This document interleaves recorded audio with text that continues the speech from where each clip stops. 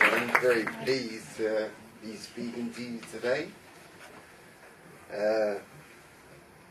So I've written this book that has been about having a traumatic head injury in September 2010, so quite a while ago. And I, tried to complete this memoir book with the help of 25 other people who can help give a fuller expansion of what on earth happened to me. Because, to be honest, I was in a coma for a month, and I can't really remember being 80 or the Dominican Republic where this happened.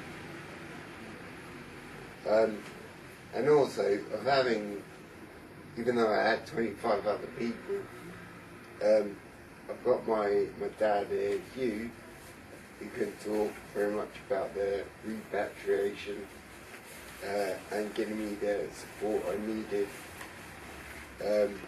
during the time when I was unconscious. So yeah, just imagine, waking up from a coma. I don't think anyone can really understand this because it's completely out of the ordinary. I mean, just imagine waking up one day and there's nothing you can do. You can't move, you can't speak, or you're just, you can't do anything.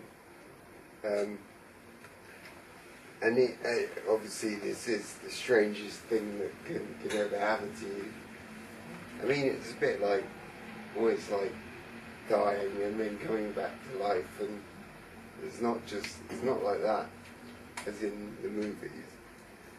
You have, everything from the lost stripped away, but then also, why on earth did I write this book?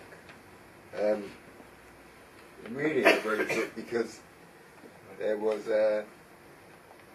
after I had had the accident, I saw a guy from Charing Cross Hospital who was doing various research on head injuries, and then he did a brain scan of me and of another person, and then he was using it in conferences to say to people, so okay, got two patients' head scans.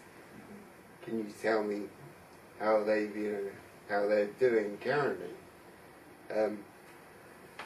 And everybody at that conference thought I was in a wheelchair, and the other guy was fine. And he was like, well, consequently, that is not the case. This guy, who you think is in a wheelchair, is doing another master's, and the other guy you think is doing fine is actually in a wheelchair. So to keep going back, I guess, to what actually happened, I'm going to pass you over to my dad, who's going to give you a bit more explanation about, and also how the family responded to, he can tell you, the worst thing you can imagine. Okay, so it's the 18th of September 2010. Any Jimi Hendrix fans here amongst you? Yeah. Oh, good. You'll probably know then that was the 40th anniversary of his death. And we booked some tickets to, Ben and I, to go to the Handel House Museum in London in Brook Street, which they had been there for some years, and they realised that the flat they were using in the house next door was the flat that Jimi Hendrix lived in. So they decided to restore it to how it was in 1967 when he was there, and they'd opened it up for 3 weeks to the public. It's just a sort of 3-week window. So being a lifelong Hendrix fan, I've got tickets, and Ben was going to come with me.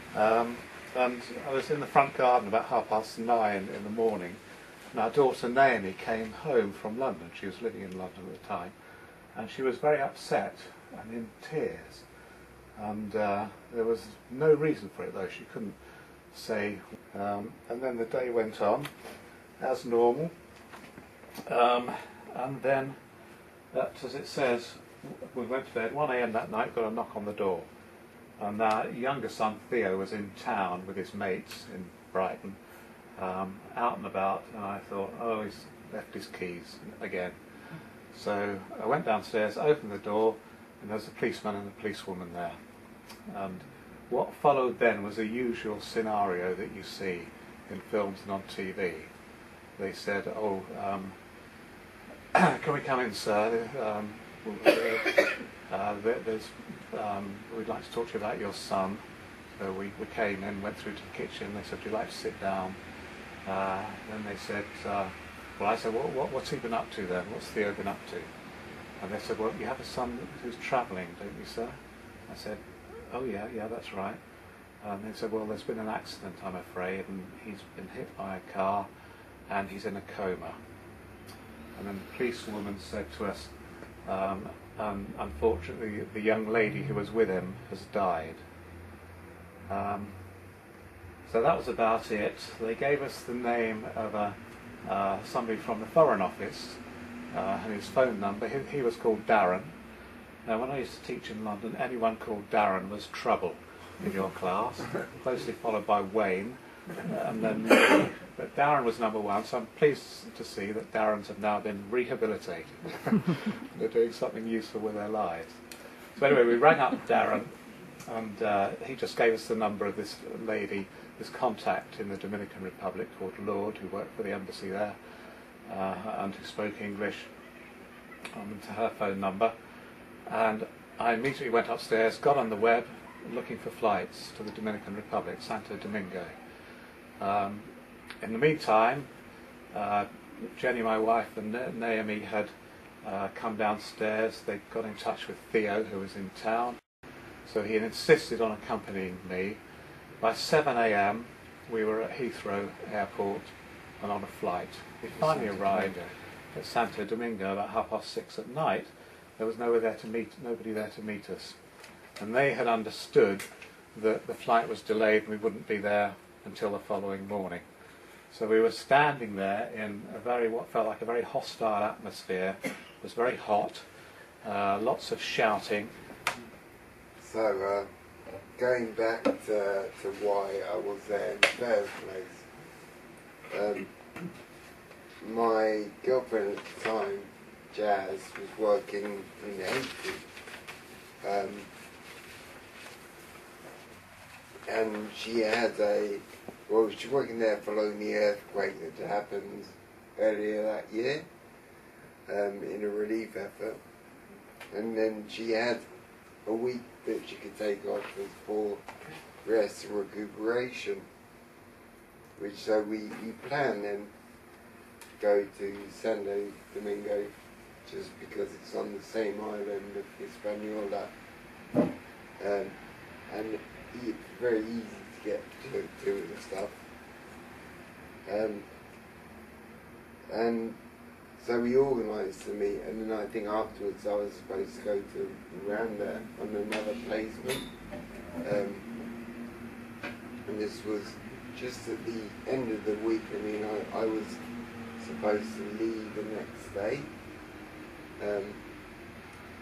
But before I went, my family kind of kept checking that I got travel insurance. And I was like, oh yeah, but I can't get kidnap insurance, you know? I was really worried about that. However, I've got to say that I got £10 insurance, medical insurance, and I think that was probably the best £10 I ever spent. Because they ended up spending something like £90,000 in the end, bringing him back. But what Ben always never says is that he got 73p change out of that £10, so it's actually £9.27 insurance. So this is the Darien Contreras Hospital where he'd been taken. It's the main public trauma centre in Santo Domingo. There are lots of guns in the Dominican Republic. You know, you quite often see somebody walking down the street with a gun or a rifle. And outside it was just chaos. You know, there were people milling around, people on motorbikes, there were ambulances, there was a lot of shouting, and there was an armed guard on the door. And we only managed to get in because we were with Lourdes, you know, who was from the embassy, who was able to say why we were there and to get us through past the armed guards. But there was, the doctors who worked there were very good, but they had a complete lack of facilities. I mean, when we first went in and spoke to the consultant about, you know, what state Ben was in, we had to do it in a corridor, and there were 2 armed guards in this corridor who were having a shouting match, facing each other. You know, it was about this sort of space. We were just here, and they were just there facing each other, both with their guns at the ready. And we thought that they were going to, you know, have a shootout any second. Fortunately, they didn't. But you know, we were trying to find out, you know, what state Ben was in those sorts of circumstances. They also told us later on, you know, they needed some drugs for Ben to, you know, reduce the swelling of his brain and so on. But they didn't have anything in the hospital. We had to go out to the local pharmacy to get them, you know, and buy them ourselves. So, although they had the expertise, they just didn't have the facilities and equipment. It has now been redeveloped. I did look it up on the web the other day, and it has been rebuilt.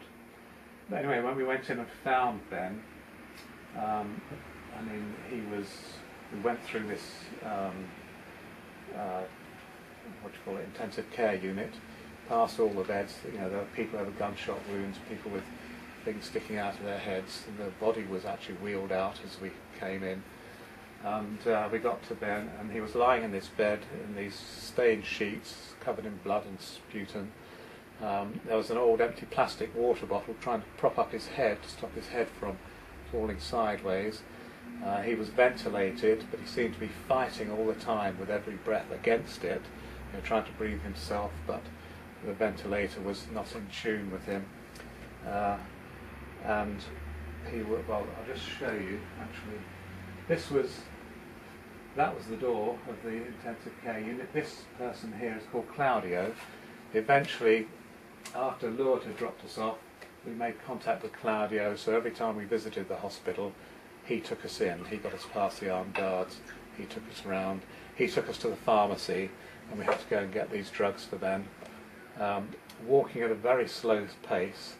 Of course, you know, when you're in that kind of position, I just wanted to run and get them as quick as I could, but everybody in the Dominican Republic walks really slowly as it's so hot. So Claudio was a great source of help to us. Ben's condition was decerebrate, which means only his brain stem was working and maintaining sort of basic functions, you know, like breathing and heart and so on. And there's a characteristic kind of posture that people who are decerebrate go into, sort of like this. It looks as if they're fitting all the time. Anyway, Theo was adamant.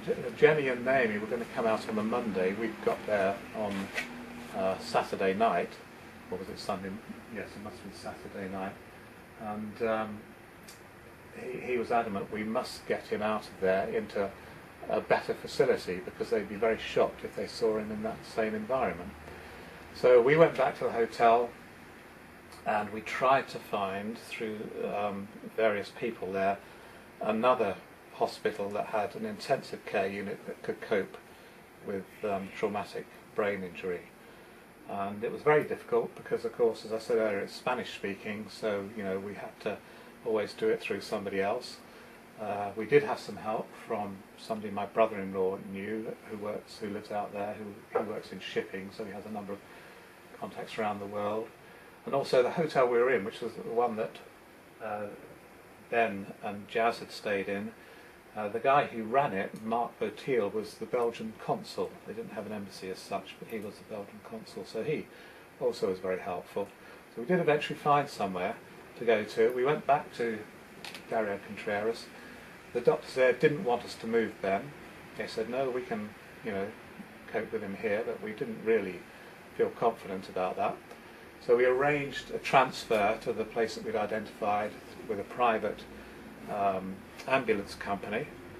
They came in, they were very well equipped. They'd started moving Ben onto a trolley, and setting up the respirator and all the rest of it, when there was a phone call from the insurance company, from a doctor they knew in Miami, who spoke to us and said, well, I found somewhere that you should go to, and if it's my son, this is where I would want him to go.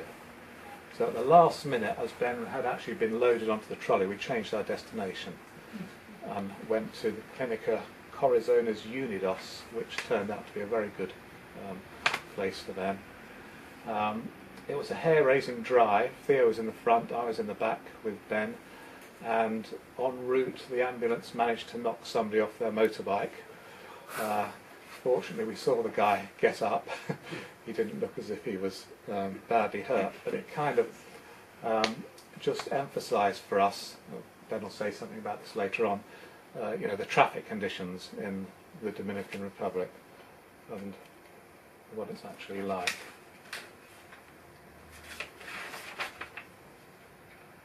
So, Ben? Yeah, so it's on this road that going across that we were run over. There was a car coming this way, left to right, travelling fairly fast. Another car coming up this way. This is a stop sign, so this car should have stopped. We don't really know whether or not it did, or if it stopped, or if it was sticking out a bit. But the car going this way hit the car which was coming up to the junction. And they were walking here. It was their last night.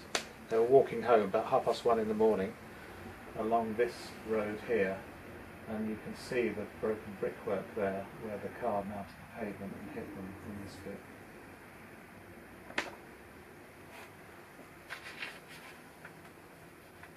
So Ben was then, he was in Dario Contreras for 2 days. Oh, I suppose we should say that there was one very fortunate thing, which is that the car in front had 3 doctors in it, and they heard the bang and they stopped. They were psychiatrists, not sort of medical doctors as such, but they stopped and they took Ben straight away to Dario Contreras. And I guess if they hadn't been there, then may not be with us now. So Ben was in Dario Contreras for 2 days and in the other clinic for 2 weeks before he was able to fly back. He was flown back in a private jet. That's where most of the £90,000 went. I flew with him, and he came back via Montreal, Labrador and Iceland, stopping 3 times, partly because there was no toilet in this plane. So a US Air Force base, and they were very accommodating and helpful. We stopped in Iceland, people ran out onto the runway and gave us food and drink. We got to Gatwick, by which time we had we'd rung the Princess Royal Hospital intensive care unit, where Ben was going to, where we found a place for him, and Tim, I think you had some hand in that, where he could stay.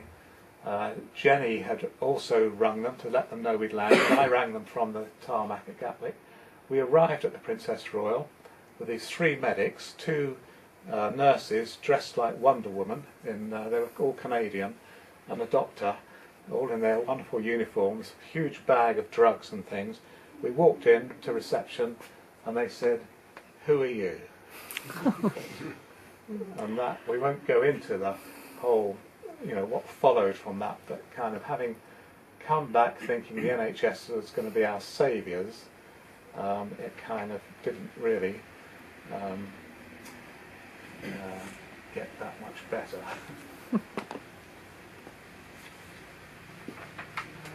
This is a picture of Ben in intensive care. He was in intensive care for about 4 weeks, then went into the rehab unit. He's got these big gloves on his hands to stop him pulling out all the tubes, feeding tubes and breathing tubes and so on. And he came back eventually at Christmas, back home, And this is to show the muscle wastage, really. That's that part of his hand, having been tube fed and unable to move for such a long time, he pretty well wasted away physically. Anyway, he came back at Christmas, and then by the end of February the community rehab team became involved and worked with him for 3 months until May. And one of the things that we did, I should say all of his friends actually were absolutely brilliant in supporting him.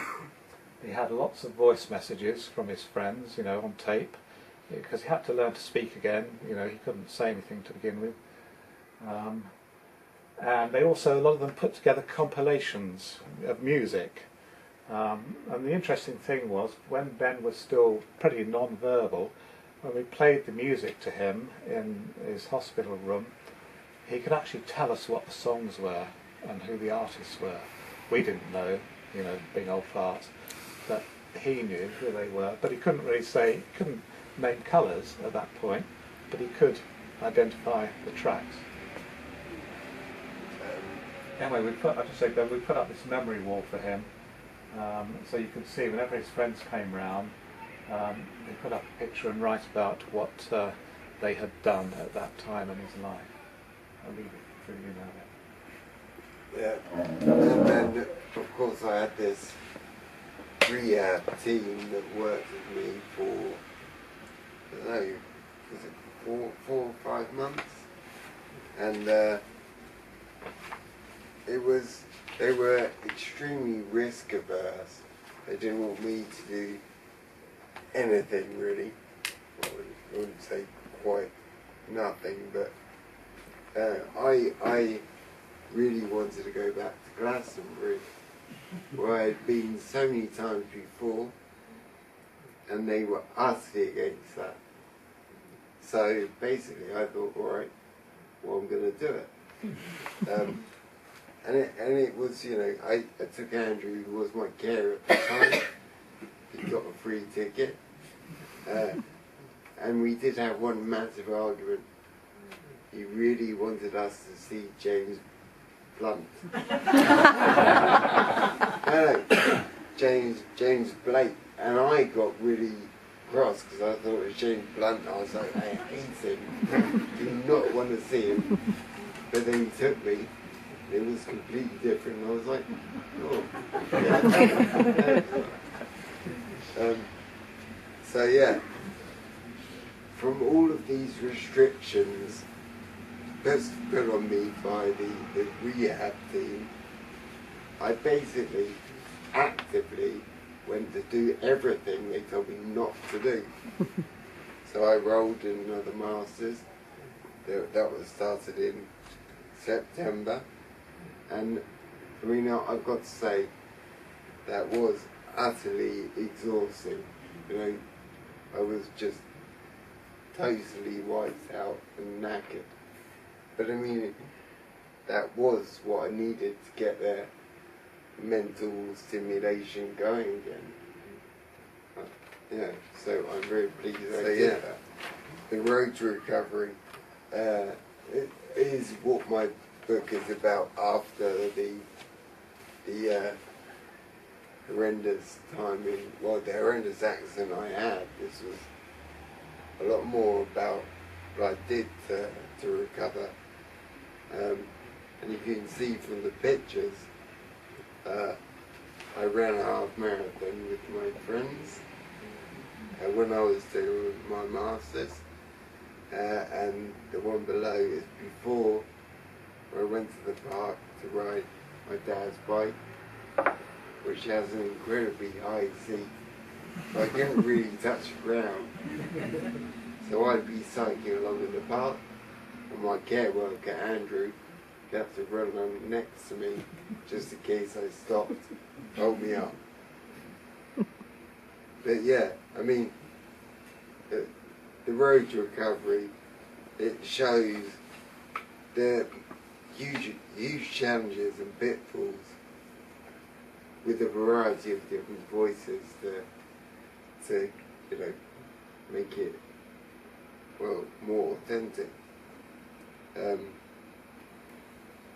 and I suppose at the end it shows the support I would need for employers if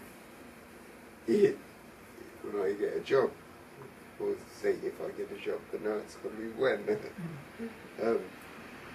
And you know, the reasonable adjustments, which are, you know, they are legally binding.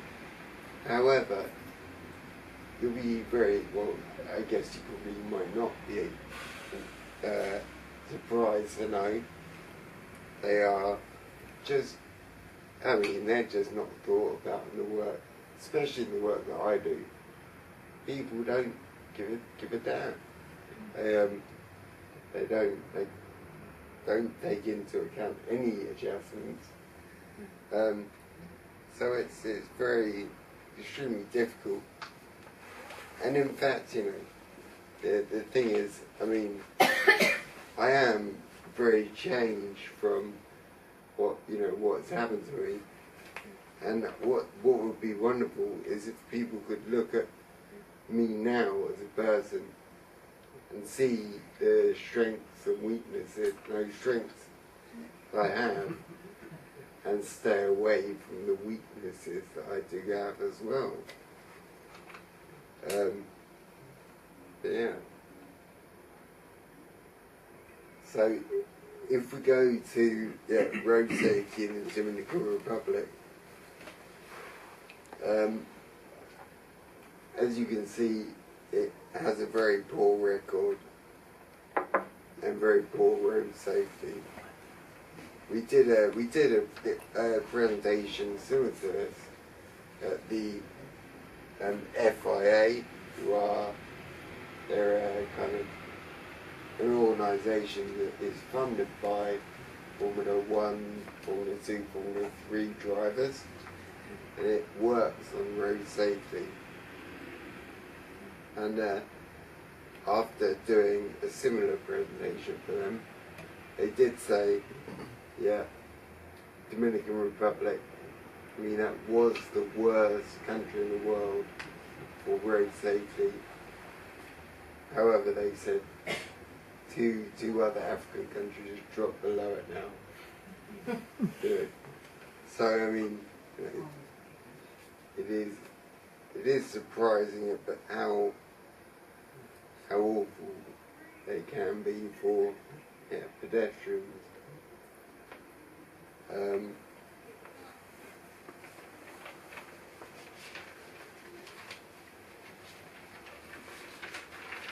And then to think about, well, injuries more generally, I mean, this is based on figures from Headway that talk about head injuries just within the UK, and it is just unbelievable, you know. One person has an injury every 90 seconds. I think, you know, that's unbelievable, really. And I guess I would like to say, yeah, recovery does take a long time. I mean, they say it's, I don't know, 5 years, although I was having a chat with a lady earlier, he said 2 years. And for me it's now been 7 years. But there are still improvements that I see happening. So yeah, I would also like to say, you know, next time you see someone who seems totally drunk or who is homeless, maybe just spare a thought for the fact that, you know, you don't know whether that's the case or why they're homeless. You might need, you know, you might need to find out what on earth is going on with them. It might be they suffered an injury, and it's the end of our presentation. And I would very much like to thank Richard and Waterstones for allowing me to give this presentation. So thank you. I'd be very happy to take any questions. or sign books, as you prefer.